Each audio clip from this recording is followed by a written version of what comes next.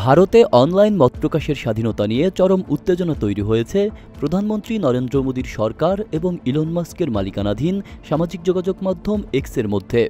সম্প্রতি মাস্ক এক সাক্ষাৎকারে জানিয়েছেন, ভারত সরকার তাদের উপর ব্যাপক চাপ তৈরি করেছে বিভিন্ন পোস্ট মুছে ফেলার জন্য, বিশেষ করে 2021 সালের কৃষক আন্দোলনের সময়।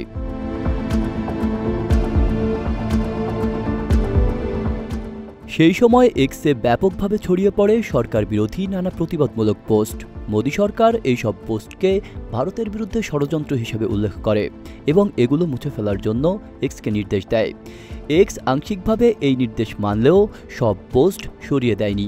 এরপরই ভারতের তথ্য প্রযুক্তি মন্ত্রণালয় এক্সের বিরুদ্ধে আইনি ব্যবস্থা নেওয়ার হুমকি দেয়, এমনকি কর্মীদেরকে গ্রেফতার করা হতে পারে বলেও সতর্ক করে।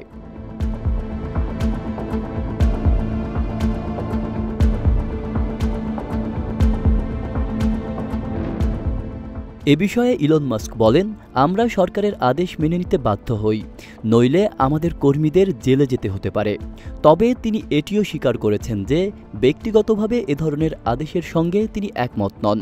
মাস্ক আরও বলেন, আমরা মত প্রকাশের স্বাধীনতায় বিশ্বাসী, কিন্তু বিভিন্ন সরকার আমাদের এমন কিছু করতে বলে যা স্বাধীন মত প্রকাশের পরিপন্থী।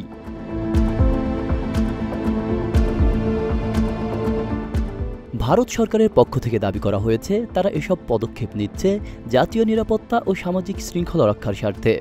সরকারের ভাষ্যমতে, যে কোনো ধরনের বিভ্রান্তিকর বা উস্কানিমূলক পোস্ট দেশের সংহতি এবং শান্তি বজায় রাখার জন্য হুমকি হতে পারে। তবে সমালোচকরা বলছেন, এটি আসলে মত প্রকাশের স্বাধীনতা রোধের চেষ্টা।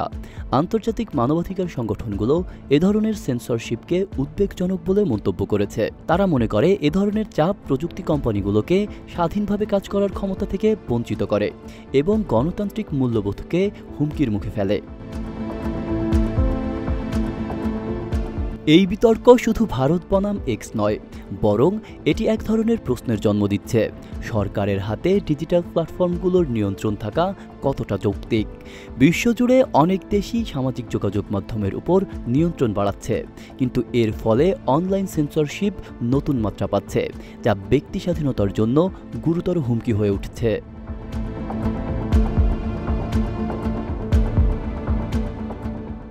আব্দুল্লাহ রফসান জনি, ঢাকা প্রকাশ।